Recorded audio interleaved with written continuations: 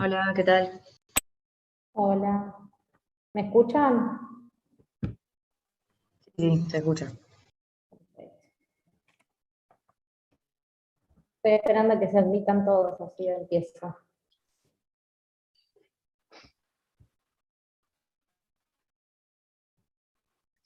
Hola, doctora. Buen día. No.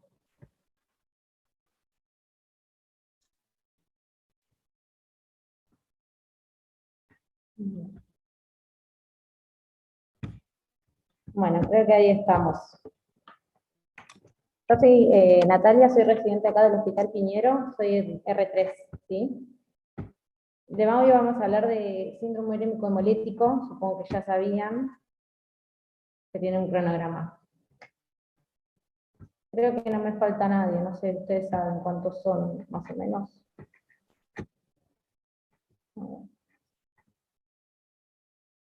Bueno, arranco la clase, chicos. Sí, el número está correcto. Listo, perfecto. Bueno, más que nada, primero vamos a empezar a hablar lo que es la definición del síndrome urémico hemolítico, que es una entidad clínica, esperen que la compu es media lenta, chicos, que se traba.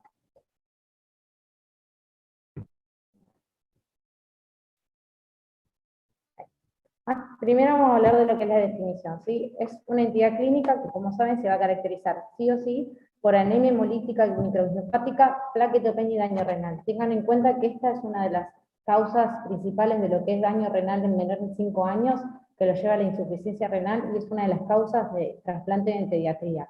Así que por eso es importante lo que es diagnosticarla con tiempo. Lo que tienen que acordarse es la clínica, ¿sí? Tiene que tener esta triada para sospecharla. Etiología hay variada, ustedes van a ver que hay un montón de causas, ¿sí? De lo que es la etiología. La clasificación más importante que ustedes conocen es diarrea positiva, diarrea negativa, ¿sí? Pero no olviden que hay un montón de causas que no se asocian a la diarrea. Por ejemplo, está el estreptococo neumoniae, que también puede dar SU. Hay un montón de antibióticos y enfermedades hereditarias que también dan SU. Por eso es importante también tenerla en cuenta, no siempre cerrarse en que tiene que tener la diarrea, ¿sí? Eso es importante por un lado, para que sepan. Obviamente lo que más se va a ver en lo que es la clínica, es raro ver, es la infección asociada a la diarrea, que es la típica, ¿sí? En base a la etiología, uno hace lo que es la clasificación, que es lo que le decía, uno la clasifica en diarrea positiva o típica y atípica diarrea negativa, ¿sí? La más común es la que tiene con diarrea, que lo que se da generalmente es en nenes entre 4 meses y 5 años, empieza de forma brusca, si es un nene que viene con diarrea, que es el pródromo, y de golpe la diarrea empieza a mejorar, pero el nene clínicamente empeora, empieza a ponerse pálido, empieza a tener daño renal. Generalmente es en nenes sanos, en cambio la típica se relaciona a otras enfermedades, generalmente son nenes más chicos, el curso es insidioso, es progresivo, no es tan abrupto como el otro, y la evolución es tórpida, ¿sí? No es tan de buena evolución que el otro. Bueno, ¿cómo es la patogenia? Nosotros nos vamos a centrar en la que es diarrea típica, que es la que más se ve y la más común, que generalmente ustedes saben que está la Escherichia coli enterohemorrágica, ¿sí? Con el serotipo 157, o el 026, que producen una toxina. Lo importante es que todo el daño se genera por la toxina, no tiene capacidad invasiva, o sea que el nene es raro que se ponga séptico, porque no es que va a tener la bacteria en sangre dando vueltas, sino es la toxina lo que entra. Es una toxina que tiene, van a ver cuando si lo leen, que tiene dos subunidades, una A y una B, con la B es donde se unen los receptores, lo importante es que frena todo lo que es la síntesis proteica y genera muerte celular. Y que esos receptores están principalmente en lo que es el intestino, lo que es el riñón y el endotelio. Por eso es la clínica que ustedes van a ver, la diarrea sanguinolenta porque lesiona todo lo que es la mucosa intestinal, la daño endotelial, que es lo que te va a dar la anemia microangiopática y la plaquetopenia, y el daño renal porque está todo en lo que es el endotelio y encima en las células renales, ¿sí? Esto es lo que les explicaba, la subunidad A y B, lo que les decía. También hay otros receptores que están en cerebro y en páncreas, van a ver que puede haber otros síntomas, puede haber pancreatitis, puede haber daño cerebral, porque también hay algunos receptores, pero los más importantes son el riñón, intestino y endotelio, ¿sí? Bien, esto es más de lo mismo, es lo que les decía, que lo estuve diciendo, porque esta clase, para que sepan, está hecha para residencia, va a haber cosas que son muy específicas. ¿Cuáles son las manifestaciones clínicas que es lo que a ustedes les va a llevar al diagnóstico? Como veníamos diciendo, el prodromo, ¿sí? Los nenes empiezan con una diarrea, que es sanguinolienta. Lo que tienen que tener en cuenta es que toda diarrea sanguinolienta es signo de alarma. En pediatría levanta la alarma, hay que pedir un laboratorio buscando su. La diarrea es un proceso autolimitado. El problema es que el nene empieza a tener la diarrea, generalmente es entre 1 a 10 días. Cuando empieza a mejorar la diarrea, generalmente al cuarto día, el nene empieza con oliguria, palidez, y eso es lo que uno le tiene que llamar la atención. La palidez se empieza por la anemia microangiopática y la oliguria por el daño renal, ¿sí? Y uno ahí pide al laboratorio en búsqueda de esto, de la anemia, la trombocitopenia y el daño renal, que ustedes lo van a ver con el aumento de creatinina y urea.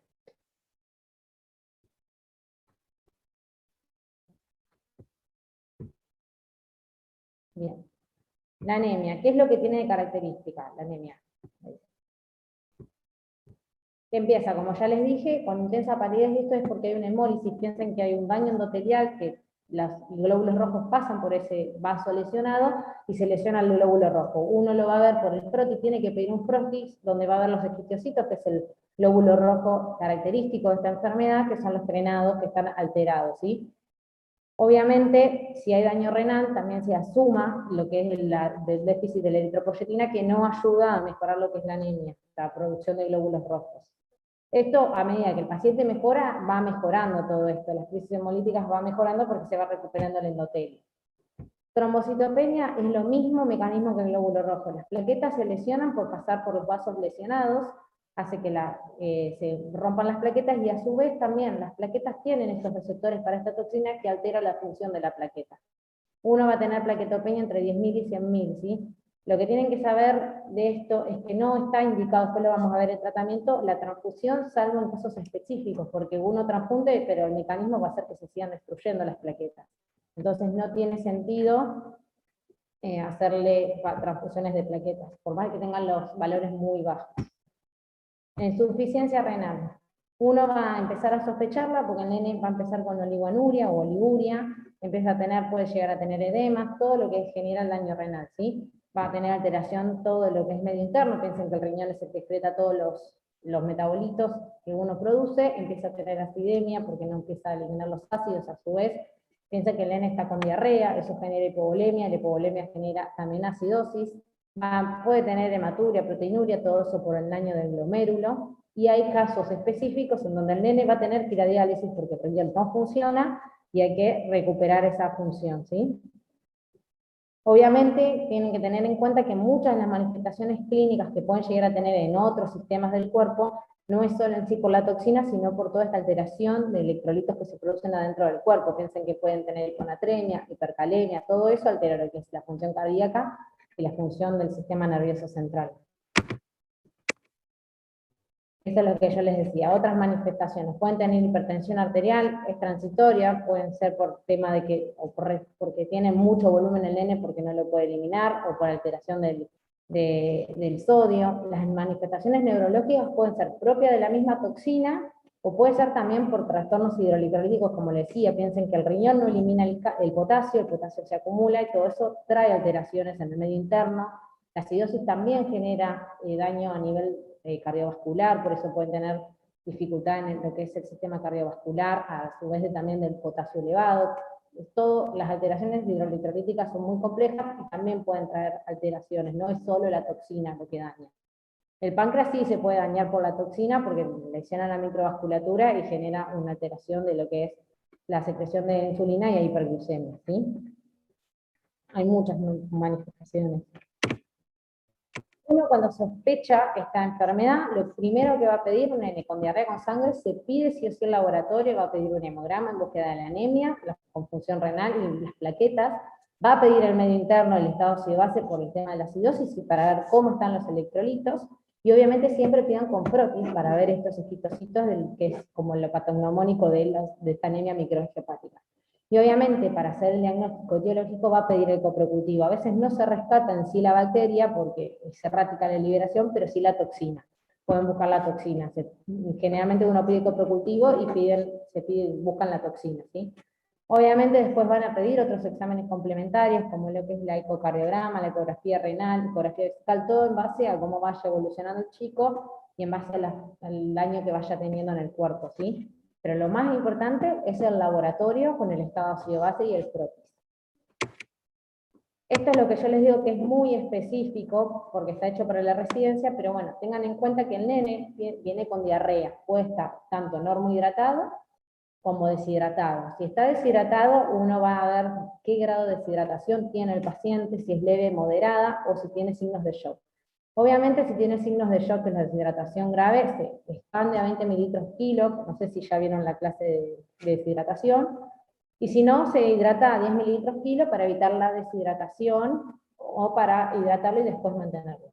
Obviamente que si el riñón funciona mal y el nene viene con sobrecarga o está con hipertensión, se hace restricción hídrica, porque generalmente la hipertensión en este caso es por sobrecarga, rara vez es por el sodio, ¿sí? Otra de lo que tienen que evaluar en estos pacientes es la hiponatremia, ¿sí? Depende del grado de hiponatremia y si tiene sintomatología o no, uno corrige el sodio, pero si no, muchas veces es ilusional, piensen que el riñón no excreta líquido, no libera esos líquidos y queda con líquido adentro y tienen que hacer restricción hídrica también para evitar la dilución del sodio. Con respecto a la hipercalemia, esto es bastante también específico, obviamente tienen que tener en cuenta que el potasio altera lo que es el electrocardiograma, si tiene potasio alto va a tener todo lo que es la onda T picuda, puede llevar a arritmias, por ende es importante tener cuidado del potasio, también hay que tener cuidado porque la acidosis también regula lo que es el potasio, si uno tiene acidosis, lo que hace la célula es meter el protón a cambio de sacar potasio, entonces a veces uno tiene el potasio elevado en sangre, pero en realidad el potasio está deplecionado en el cuerpo porque la diarrea pierde potasio. Es algo muy complejo el potasio, uno lo va viendo con la evolución del paciente, con el electrocardiograma, y obviamente hay distintas formas para eliminar el potasio alto. Una de las formas es poner glucosa, porque la insulina, uno pone glucosa, la insulina lo que hace es meter el potasio dentro de la célula, o directamente corregir la acidemia en sangre con el bicarbonato, o el salbutamol que también genera que el potasio meta dentro de la sangre. Ahora, si todas estas medidas no funcionan, una de las causas de diálisis es la hipercalemia severa, que es más de 7, o en ascenso, ¿sí? Que no mejore. Con respecto al fósforo, también piensen que el fósforo está aumentado porque el riñón es el que lo excreta, hay hiperfosfatemia, y obviamente con el fósforo viene de la mano el calcio, obviamente que pueden tener también alteraciones del calcio, pueden tener hipocalcemia, que también trae alteraciones a nivel cardíaco. Esto es, como les repito, muy específico, pero para que tengan una idea del desorden electrolítico que tiene el cuerpo adentro, que no solo es manifestación de la toxina. Y la acidosis metabólica, como ya les dije también, obviamente si es una acidosis, el pH está muy bajo de 7,20, se corrige con bicarbonato, y también hay que tener cuidado con la acidemia cuando corrige por el tema del potasio, como les dije, viene muy relacionado con el potasio, y si uno no puede corregir la acidemia, va a ir a diálisis el paciente, o hipervolemia, va a diálisis, ¿sí? Lo que les decía, anemia. Generalmente hoy en día no se trata ya, antes se transfundía mucho, hoy en día cambiaron muchos protocolos, se trata de transfundir lo menos posible a los pacientes porque no es algo gratis para el paciente transfundir, trae muchas complicaciones, entonces se transfunde si la hemoglobina es menor a 7, se transfunde sí o sí porque no lo pueden dejar al paciente tan anémico, pero si tiene una hemoglobina entre 7 o 10 y está asintomático se lo espera. Ahora si presenta síntomas como taquicardia, dificultad respiratoria o le trae descompensación, uno lo transfunde y no espera, ¿sí? Pero la idea es tratar de aguantar y no transfundir tanto a los pacientes. Antes se transfundía a todos, ahora cambiaron los protocolos. La trombocitopenia es lo que yo les dije antes. En realidad, por el mecanismo de que se lesionan las plaquetas, no tiene sentido transfundir porque uno va a transfundir y esas plaquetas se van a terminar rompiendo, así que lo ideal es no transfundir plaquetas. Ahora, si el paciente tiene menos de 50.000 de plaquetas y va a hacer un procedimiento invasivo como diálisis o necesita algún procedimiento muy invasivo, se transfunde para evitar, ¿sí? Pero igual esto también está medio controversial, no es algo que está muy asumido que hay que hacerlo sí o sí. Es depende también de la clínica del paciente y en el momento, ¿sí? Esto es, la medicina ya lo saben, no es 2 más 2, depende del paciente, depende de las características de cada paciente, ¿sí?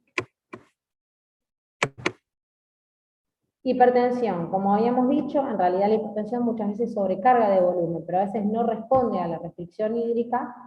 Por ende, lo que uno hace es dar bloqueantes cálcicos. ¿Por qué no usan IECA? Recuerden que los IECAs regulan todo lo que es los vasos a nivel renal, y eso genera que haya menos vasoconstricción a nivel renal y lesiona más el riñón, porque hace hipoperfusión. Por ende, están contraindicados los IECAs. Si tienen que manejar en la hipertensión, generalmente en todo lo que es renal, se usan bloqueantes cálcicos, prohibidos los IECAs, ¿sí? Se usan amlodipina o nifedipina, que son todos los bloqueantes cálcicos. Obviamente también esto ya es muy resorte del nefrólogo, uno lo va a hacer con un nefrólogo, no es que lo va a hacer solo, pero para que sepan que no se pueden usar IECAs, eso es contraindicado, ¿sí?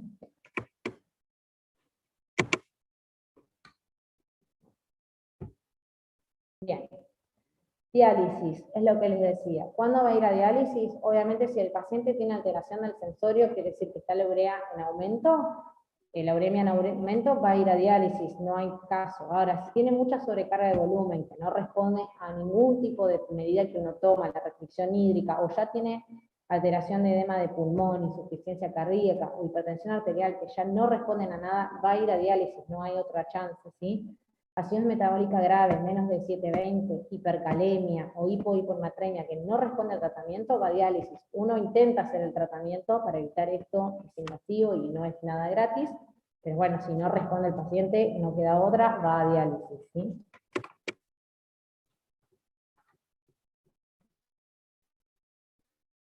Con respecto a lo que es aporte nutricional, obviamente uno trata de mantener en los niños la alimentación enteral, prioriza eso, y obviamente tiene que tener cuidado con las proteínas, por el tema de que aumenta la urea, el ácido úrico, todo eso, uno tiene que tener cuidado, ¿sí? Pero generalmente se trata de mantener una buena alimentación y mantener todo lo enteral, que siempre es lo más fisiológico, trata de no poner nada para enteral.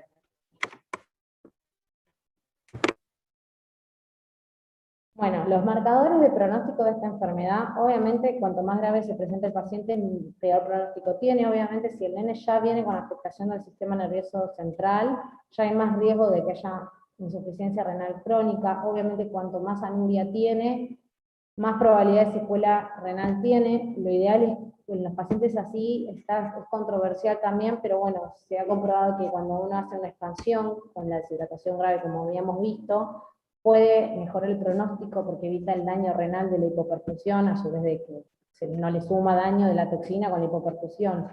Si el paciente tiene colitis hemorrágica, se lesiona mucho el intestino, hay riesgo de isquemia, dependiendo de cómo afecten digamos, en los órganos del cuerpo del paciente, va a tener peor pronóstico para la insuficiencia renal crónica, que como vieron era una de las principales causas de insuficiencia renal en los niños, esta enfermedad. Por eso es tan importante diagnosticarla.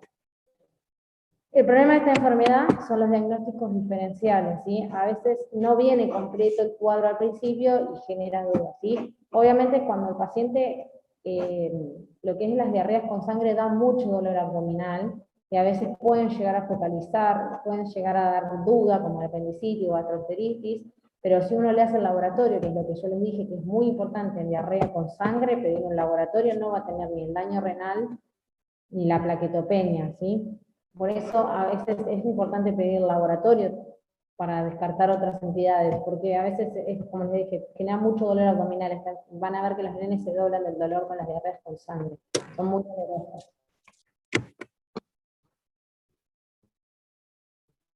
Obviamente, con la diarrea no solo es la Escherichia coli enterohemorrágica, hay otras enfermedades, otras bacterias que dan diarreas con sangre, pero bueno, lo mismo, lo diagnostican por laboratorio, no hay anemia ni plaquetopenia.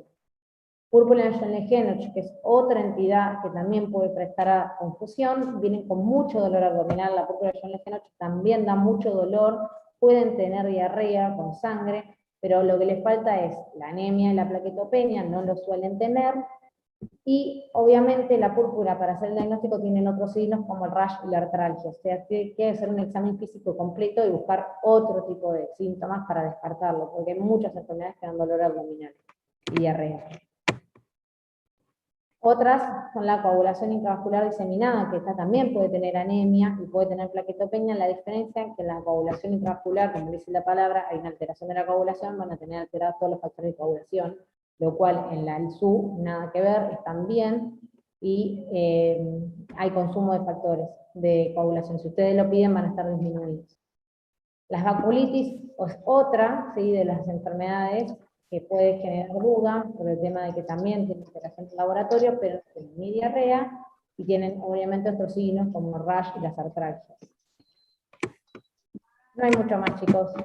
Si quieren leer, porque lo hice lo más corto que pude para no confundirlos, hay... Oi. Eu não tenho o número do Rony, né? Eu não tenho alho. Ai, não tem alho. E ele não liga a internet. Não. Ah, peraí, tem sim. O quê? É o número do Rodri.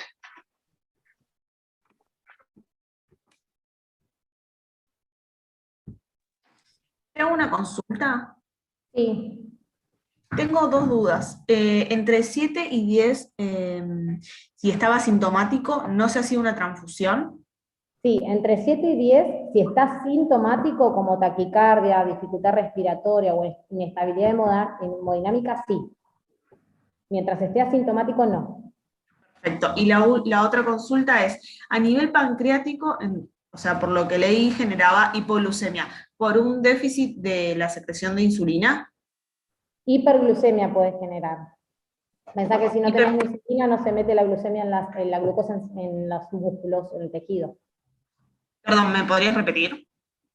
Si hay un déficit de insulina, por ende tenés hiperglucemia, porque no, la glucosa en sangre no puede entrar a los tejidos, que es la insulina la que genera la entrada. Está bien.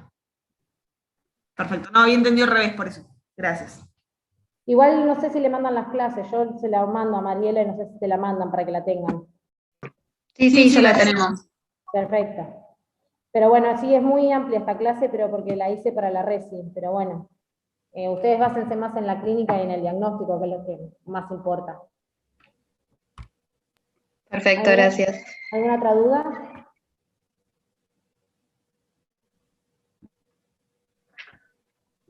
No.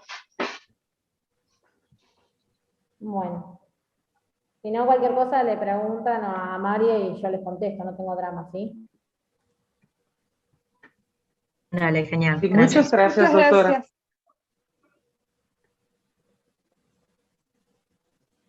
Bueno. Listo, chicos, si no hay dudas, éxitos en el examen, cuando lo tengan. Bueno, gracias. Gracias. No, de nada. Hasta luego. Chao. Gracias.